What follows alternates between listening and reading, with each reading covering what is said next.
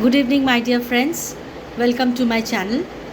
As I was discussing about attitude towards the meditation, right attitude leads us the kind of results we look for.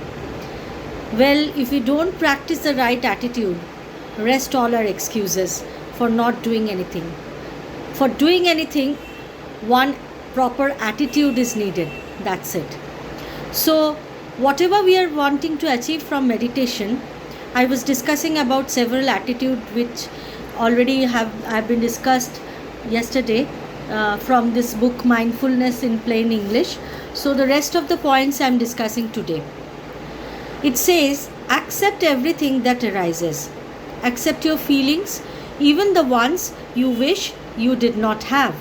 Accept your experiences, even the ones you hate.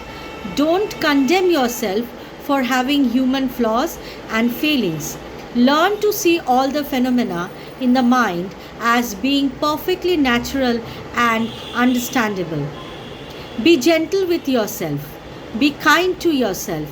You may not be perfect, but you are all you have got to work with. The process of becoming who you will be begins first with the total acceptance of who you are.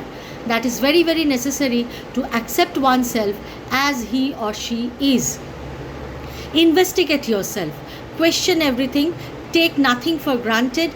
Don't believe anything because it sounds wise and pious and some holy man said it. See for yourself. That does not mean that you should be cynical, imprudent, or irrelevant, but it means it should be empirical. Subject all statements to the actual test of your own experience and let the results be guide to your truth.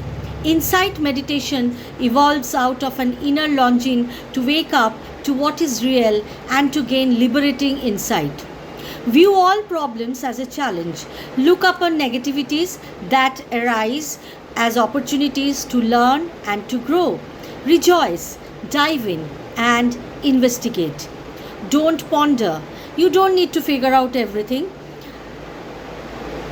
In meditation, the mind is purified naturally by mindfulness, by wordless bare attention. Habitual deliberation is not necessary to eliminate those things that are keeping you in bondage. Don't dwell upon contrast. That's a very important and interesting point. Differences do exist between people, but dwelling upon them is a dangerous process. Unless carefully handled, this leads direct to egotism. Ordinary human being thinking is like we are full of greed, jealousy, and pride. A man seeing another man on the street may immediately think he's better looking than I am. The instant result is envy or shame. A girl seeing another girl may think, I am prettier than she is. The instant result is pride. This sort of comparison is a mental habit and it leads directly to ill feeling of one sort or another, greed, envy, pride, jealousy, or hatred. So, keeping in mind all these 10 points which I have discussed, I'm giving the keynotes which I have discussed in my previous session and today's. So, if we can combine these 10 points together, I think we can develop the right attitude towards meditation. Those are, don't expect anything, do not strain, do not rush, do not cling to anything and don't reject anything. Let go, accept everything that arises. Be gentle with yourself, investigate yourself, view all problems as challenges, don't ponder, don't dwell upon contrasts. So this is the discourse of the sorry, this is the summary of the whole chapter. I hope you will like it, and if you have any valuable suggestions, do write in my comment box. I'm sorry for the throat interruption. Sorry.